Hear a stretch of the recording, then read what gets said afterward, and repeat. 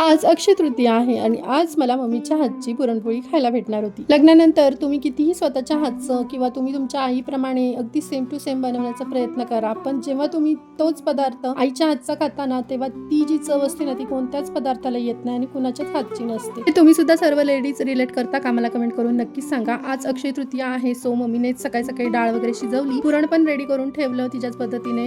एकदम छान सुगंध दरवळला होता, कटाची आमटी बनवली आणि मग मस्त गरमागरम लुसलुशीत पुरणपोळ्या बनवल्या। पुरणपोळी बनवते ना तेव्हा माझ्या मनात नेहमी असा विचार येतो की हा, मी जर माहेरी गेले ना आता की मम्मीला एकदा तरी पुरणपोळी बनवायला सांगणार। आणि माझी ना ती सुद्धा इच्छा लगेच पूर्ण झाली। मम्मीच्या हातच्या टम्म अशा फुगलेल्या गरमागरम पुरणपोळ्या मला खायला भेटल्या। त्यासोबत आमच्याकडे गुळवणी खातात, पण ना पप्पांनी मस्त असे आंबे आणले होते म्हणून मम्मीने इकडे आमरस बनवला। इकडे मी पालकचे भजी पण बनवून घेतले। आणि जगात तुम्ही कुठेही जा, जगात तुम्ही कुठेही आनंद शोधण्याचा प्रयत्न करा, पण एकत्र फॅमिली सोबत बसून जेवणात जो आनंद मिळतो ना, तो तुम्हाला जगात कुठेही गेलात ना तरी भेटणार नाही। परी जेवण केलं आणि मस्त पाऊस पडला होता, वातावरण एकदम गार झालं, एक छान झोप काढली आणि संध्याकाळच्या वेळेस आम्ही गेलो होतो सहजच बाहेर आणि ट्रॅफिक खूप होतं त्यामुळे परत घरी आलो। आता उद्या मम्मी पप्पा परत रत्नागिरीला चालले, त्यामुळे आजच रात्री झोपायच्या आधी सगळ्या बॅगा वगैरे कारमध्ये नेऊन ठेवल्या। तर मग भेटूयात उद्या, बाय बाय।